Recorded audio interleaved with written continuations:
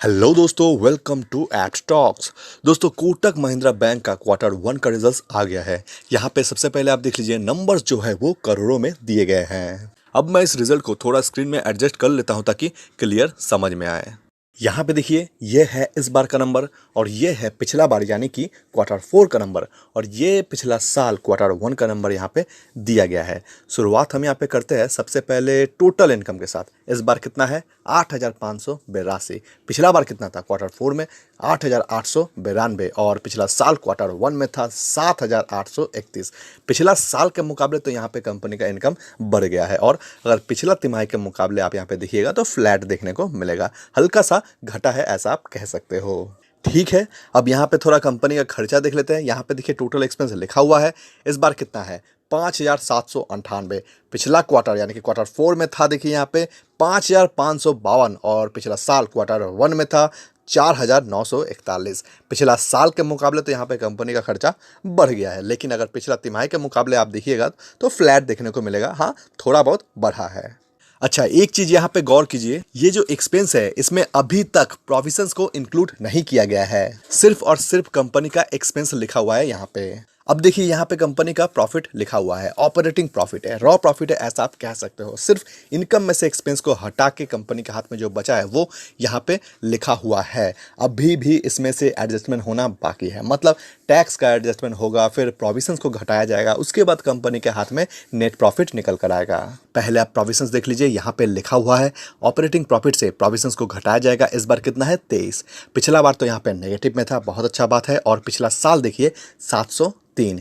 पिछला साल के मुकाबले यहाँ पे प्रोविजंस घटा है और पिछला तिमाही में यहाँ पे तो नेगेटिव में ही था, इस बार पॉजिटिव में आया है, लेकिन बहुत कम है।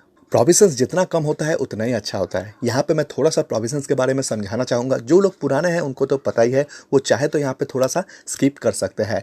नए लोगों के लिए कहना चाहूँगा, प्रोविजंस ऐसा पैसा होता है, दरअसल बैंक का जो काम है वो क्या है? पैसा देना, लोन देना। तो ऐसा पैसा जो कि बैंक खुद ही समझ रहा है कि अब वो डूब गया है, रिकवर होने का कोई चांस है नहीं, ऐसे पैसों को प्रोविजंस के कैटेगरी में डाला जाता है और प्रोविजंस को इनकम से मैनेज किया जाता है, जैसे एक्सपेंस को भी इनकम से ही मैनेज किया जाता है। तो एक बात हमेशा याद रखिएगा, जितना प्रोविजंस घट कर आएगा उतना ही बैंक्स के लिए अच्छा होता है।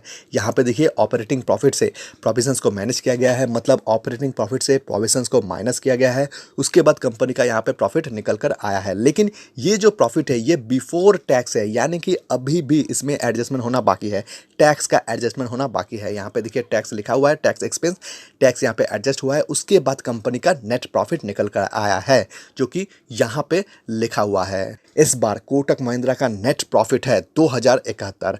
पिछला क्वार्टर में यानी कि क्वार्टर 4 में कितना था? 2,767 और पिछला साल क्वार्टर 1 में था 1,641। पिछला साल के मुकाबले तो यहाँ पे कंपनी का प्रॉफिट बढ़ गया है, लेकिन पिछला तिमाही के मुकाबले यहाँ पे घटते हुए दिख रहा है। चलिए अब थोड़ा ईपीएस देख लेते हैं, उसके बाद एनपीए भी देखा जाएगा। यहाँ पे देखिए ईपीएस लिखा हुआ है, इस बार कितना है? 10.43। पिछला क्वार्टर में कितना था? 13.74 और पिछला साल क्वार्टर 1 में था 8.28। पिछला साल के मुकाबले तो यहाँ पे ईपीएस बढ़ गया है, लेकिन पिछला तिमाही के मुकाबले घट कर आया है। अब ये नेचुरल है, प्रॉफिट जिस दिशा में जाएगा उसी दिशा में ईपीएस भी अपना मोड़ ले लेता है।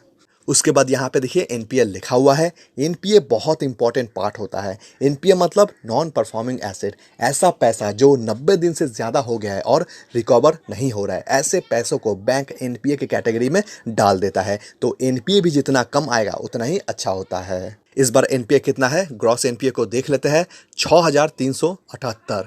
पिछला क्वार्टर में कितना था? क्वार्टर 4 में 6,469 और पिछला साल क्वार्टर 1 में था 7,931। पिछला साल के मुकाबले और पिछला तिमाही के मुकाबले, दोनों के मुकाबले ही इस बार एनपीए घट कर आया है।